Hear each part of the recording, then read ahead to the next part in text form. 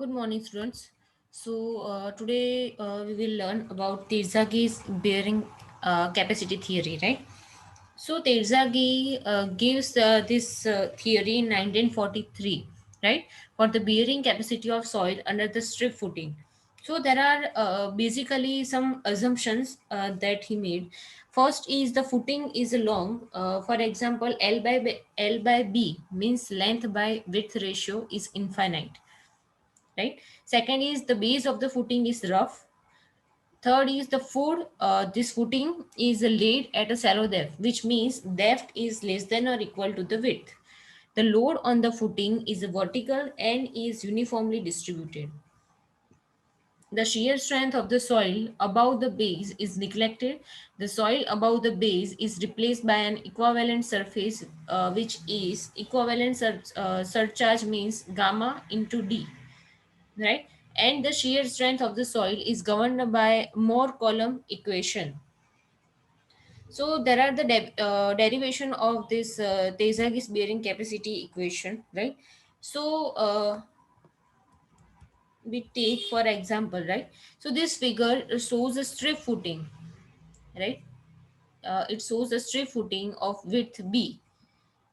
All right, this it's a width B and subjected to the loading intensity QU. As you can see in this figure, this is the loading intensity denoted as a QU, which is cause to a failure, right? So the footing is a shallow for the depth D of the footing is equal to or less than the width of the width of the footing. So, according to the Teizagi, the loaded soil fails along the composite surface, which is F, G, C, D, and E. It completely failed, right? So, this region can be divided into the 5 zones, right? As you can see that first, second, third, fourth, and fifth, right? So, zone 1 is called elastic equilibrium, right, which is A, B, and C, as you can see in this figure, right? Zone 2, which means this one, is called as a zone of radial shear, which is B, C, D, and A, C, and G. These both are the radial shear zones. Now talking about the zone 3, which means the this side, exit side of the width. This zone 3, which is called zone of linear shear, which means it's denoted as A, G, and F, and here on the other side it's known as a B, D, and E, right? Which also know which we called as a passive zone, right? So when the base of the footing AB sinks into the ground, so zone A, which is ABC, wedge shaped immediately beneath the footing, right, which is prevented from the undergoing any lateral yield by the friction and adhesion between the soil and the base of the footing, right? So because of that, zone 1 remains in a state of elastic equilibrium, and it acts as if we're a part of the footing. So its boundaries CA and CB, right? This CA and CB are assumed as a plane surface rising at an angle which is psi is equal to gamma with the horizontal, right? This zone 2, which is called a zone of radial shear because of the lines that constitute one set of shear patterns are straight radial lines which radiate from the outer edges of the base of the footing. So while the lines of the other sets are logarithmic spiral with their centers located at the outer edge of the base of the footing, right? So the boundaries AC, AG, BC, and BD of those zones are plane surfaces, while the boundaries CG and CD are the arc of the logarithmic spiral, right? Here, zone 3 are called zone of linear shear and are mostly in the triangular shape. So, passive Rankine zones with their boundaries making an angle which is 45 minus 5 by 2 with the horizontal, right? So, it is assumed that the failure zones do not extend above the horizontal plane passing through the base of the footing. So, this implies the shear resistance of the soil lying above the horizontal plane which is passing through the base of the footing which is neglected. So the effect of the soil above this plane is taken equivalent to a surcharge, which means Q is equal to gamma into D. So the application of load intensity QU on the footing tends to push the wedges of the soil, which is A, B, C, into the ground with lateral displacement of zone 2 and 3. But this lateral displacement is resisted by the force on the plane AC and BC. So here there are upward forces acting on plane AC and BC are in it has two cases. First one is the resultant of the passive pressure, which is PB, and the vertical component of cohesion acting along the length AC and BC, right?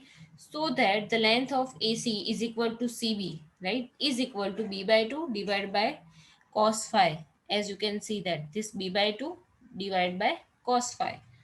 So the cohesion along the AC or BC is equal to C multiplied by B by 2 divided by cos phi. Here C means cohesion, right? Vertical component of cohesion, which is known as a V. The equation of V is equal to C B by 2 divided by cos phi multiplied by sin phi. So the at the result of sin phi by cos phi is equal to tan phi. So our final answer is B by 2 C into tan phi, right? Now talking about the downward forces acting on the wedge ABC. So first one, total load on the footing is QU into B. The weight of the soil wedges ABC is equal to 1 half B by 2 10 phi multiplied by B multiplied by gamma. So the answer is 1/4 gamma B square 10 phi, right? So downward forces and upward forces are must in a balance. So equalize this both equation. So when equalize this two equation, here the resultant of passive pressure has three component, right? First is PVC, which is produced by soil cohesion. Second is P gamma, which is produced by weight of shear zone, and PQ is produced by the surcharge, which means Q, right? So here uh, we divide this PP into the three components, as you can write down this PPC, PP gamma, PPQ, right? And then solving this to equalize this two equation and solving this equation, and our final answer is QU is equal to C N C plus gamma D N Q plus zero point 0.5 gamma B N gamma, right? This is the ultimate bearing capacity for strip footing, right? Mostly for the general shear failure, right? So here QU as a ultimate bearing capacity and unit is kilonewton per meter square. C is the cohesion, which measures in kilonewton per meter square. Gamma is the unit weight of soil, which measures in a kilonewton per meter cube. D is equal to depth of footing, which is in meter. B is equal to width of footing, which is in meter. NC, NQ, and N gamma are the Tezagi's bearing capacity factors, right? And the NC, NQ, N gamma, which is mainly depends on the angle of shearing resistance, which is denoted by phi, right? So this Terzaghi is given this following equation for the bearing capacity factor, right? So here the equation of NC, NQ, and gamma are as this follows, right? Here, one term is unknown, which is Kp. So Kp is a passive earth pressure coefficient, which is mainly depends on the phi, right? So the value of bearing capacity factors, right, as given in the respective equations are and the following a table, right? So the values of the general shear failures are as below, right? So whenever you have this phi value, right, it means 0 5 10 15 20 up to 50, right? So you take this different types of values, which is mainly depends on the phi, right? So here both values given, which is a general shear failure and also local shear failure. So based on the phi value, we easily find out the value of NC, NQ, and N gamma, and also local shear failures like NC dash, NQ dash, and N gamma dash values, right? So for purely cohesive soils, phi is taken is equal to 0, right? NC is equal to 1.5 pi plus 1. Hence nq is equal to 1, as you can see in this figure. Nq is equal to 1 and n gamma is equal to 0. Here, as you can see in this figure, right? Here, 5.7 star mentioned. So here this star is in denoted as 1.5 pi plus 1. So write down this in this figure, right? So for strip footing, if we summation of these three values, so we have this 5.7 C plus gamma into D. So if the footing is located on the ground surface, which means its depth is almost zero. So put this value in this equation, above equation. So our answer of Q is equal to 5.7 C. So Tirzagi's bearing capacity equation for local shear failure applies when the phi is less than 29 degree, right? And it's a shear soil parameters like mobilized cohesion, which means C dash is equal to two-third of cohesion, and mobilized angle of shearing resistance, which means phi dash is equal to tan inverse in bracket two-third tan phi. So the reduced value of phi equal to the phi dash are used to determine the bearing capacity parameters from the values of general shear failure, and the modified bearing capacity factors are indicated as NC dash, NQ dash, and N gamma dash for the local shear failure. So about the table which gives the values of these factors mainly depends on the value of phi. So the final equation for local shear failure for the strip footing is QU is equal to two-third C NC dash plus gamma D NQ dash plus zero point 0.5 gamma B N gamma dash. So here, taken one example here, right? For cohesion soils, if the phi is greater than 36 degree, then the general shear failure is what? So here, if we taken here, the phi value is obviously 36 greater than 36 degree, right? So in our table, okay, in this table, the phi angle is greater than 36 degree, means 35 is definitely not the value. So going next is a 40. Obviously 40 is greater than 36 degree, right? So here NC value is equal to 35.7, NQ value is 81.3, and N gamma is 100.4. So as you can see, so this value is taken from the direct from the table, right? Second given is if the phi cohesively soil and if the angle phi which is less than 29 degree, local shear failure is likely to occur, right? So it means that less than 29 degree, it means 30 degree is not possible. So obviously phi is equal to 25 degree. Now for the local shear failure, the equation of phi dash is equal to tan inverse two-third tan phi. So put this phi value in this equation and our answer is 17.27 degree, right? So from the table by the interpolation, right? So how do we find out the NC dash value? Okay. Okay, so finding out this value, right, based on what? Okay, so we see that 25 degree, right? Okay, in 25 degree, right, for NC dash and okay, 14.8, 5.6, and 3.2.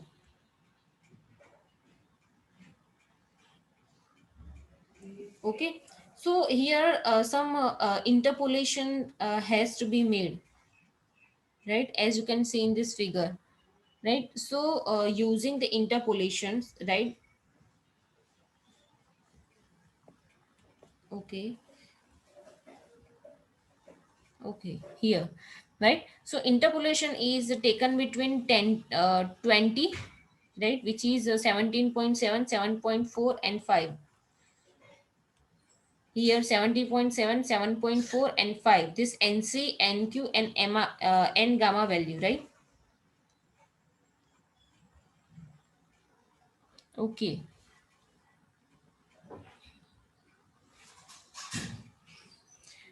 Okay. So and interpolation is taken between 50 and 20, means 12.9, 4.4 and 2.5. So we placed at these equations and multiply. Okay, right. Okay, so and at the last it's divided by 5, obviously, right.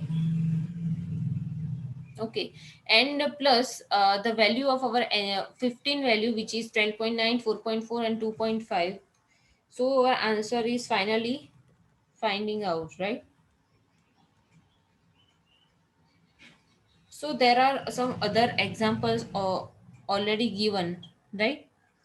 These are the second other examples, right. You can solve it. Okay, so for square, circular, and rectangle footings. Now, these equations derived from the strip footing, right? Tejas. So the deformation under a strip footings are in two dimensional, but it is known as a case of plane strain theory of elasticity. So on the other hand, the deformations of the soil under the square or a circular footing are three dimensional. So Terzaghi's gave the some semi-empirical for equations for the square and circular footing. So for the square footing, QU equation is 1.3 CNC plus gamma D NQ plus zero point 0.4 gamma B N gamma. So here B is the dimension of the side of the footing, right? Now talking about the circular footing, QU is equal to 1.3 CNC plus gamma D NQ plus zero point 0.3 gamma B N gamma, right? So basically this NC, NQ and N gamma are the same as that for the strip footing. And third is for rectangular footing, right? Which means the equation of rectangular footing QU is equal to 1.3 CNC in bracket 1 plus 0.3 B by L plus gamma D NQ plus zero point 0.5 gamma B N gamma in bracket 1 minus 0.2 B by L. Right, here B is equal to width and L is equal to length of footing.